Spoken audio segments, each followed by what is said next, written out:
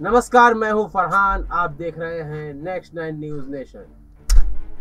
मैंने कहा था अपने कई कार्यक्रमों में कहा मैंने कि यह जो बुलडोजर की प्रक्रिया चल रही है केवल अल्पसंख्यक समुदाय के ऊपर चल रही है। यदि कोई अन्य समुदाय का व्यक्ति होता तो क्या यह बुलडोजर चलता? यदि बुलडोजर किसी की धर्म और जात नहीं देखता तो अब तक नुपुर शर्मा का घर जमींदोज हो गया होता। लेकिन जो लोग प्रदर्शन कर रहे हैं उन पर बुलडोजर चल रहा है। मैंने यह भी कहा था कि यदि आप प्रदर्शन जो कि संवैधानिक हैं उन्हें करने से रोकते हैं तो प्रदर्शन हिंसात्मक बन जाते हैं।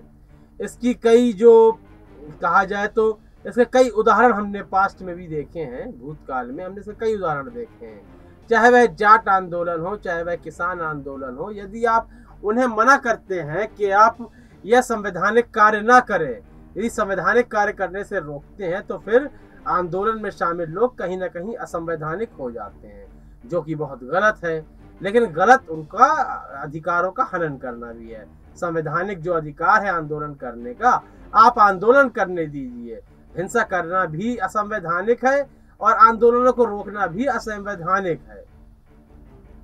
तो इस वक्त बिहार के मुजफ्फरपुर में भारी आंदोलन चल रहा है। किस बात को लेकर? अग्निपथ जो योजना चलाई है, जिसमें 4 वर्ष के लिए आर्मी में भर्ती होंगे, संविदा के रूप में भर्ती किया जाएगा। 4 वर्ष बाद 25% को आगे बढ़ने का मौका मिलेगा, बाकी 75% को उसके घर भेज दिया जाएगा पैसे दे करके। फिर बाद में उसे क्या करना है, कौन सी नौकरी ढूंढनी है, वह उसे स्वयं ही तय करना है। नौकरियां कितनी है समाज के भीतर, वह आप देख ही रहे हैं। तो बिहार में इसी बात को लेकर आर्मी की जो भर्तियां चल रही हैं, 4 वर्ष के लिए निकाली गई है। इसी बात को लेकर जो युवा वर्ग था, जो लगातार मेहनत कर रहा था, 12वीं पास है, कुछ लोगों के पास आगे पढ़ने के लिए पैसा नहीं है तो कुछ लोग उससे आगे पढ़ ही नहीं सकते। ऐसी बहुत सी समस्याओं को झेलते हुए काफी लोग सोचते हैं कि आर्मी में सिपाही की नौकरी मिल जाए। तो जो लोग लगातार कई सालों से तैयारियां कर रहे हैं, तो वह लोग अब जमीन पर निकल आए हैं कि हम केवल 4 वर्ष के लिए ही क्यों आर्मी में जाएं। हम करीब 4 वर्ष से तो तैयारी ही कर रहे हैं और 4 वर्ष बाद हम निकाल दिए जाएंगे, फिर आखिर हमें कौन सा रास्ता मिलेगा। तो पुलिस ने उनके आंदोलन को खत्म करने की कोशिश की, उनके आंदोलन को हटाने की कोशिश की, लेकिन यह कोशिश नाकाम रही, क्योंकि यह आंदोलन भी हिंसात्मक हो गया, अन्य आंदोलनों की तरह हिंसा का रूप धारण कर लिया। लेकिन वहां पर बुलडोजर क्यों नहीं चल रहा? वहां किसी की पहचान क्यों नहीं की जा रही?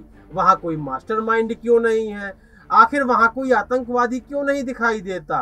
क्योंकि उस भीड़ में तमाम धर्मों के लोग हैं, तमाम जातियों के लोग हैं। यदि उनके आप घरों पर बुलडोजर चलाएंगे तो आने वाले चुनावों में आपको मुंह की खानी पड़ेगी। तो इसीलिए अब वहां बुलडोजर नहीं चलेगा। जैसा कि मैंने कहा, इंसानों का तो धर्म और जात होती थी, अब मशीनों की भी धर्म जात हो गई है। मशीनें भी धर्म जाति देखकर ही लोगों के घर का रुख करती हैं।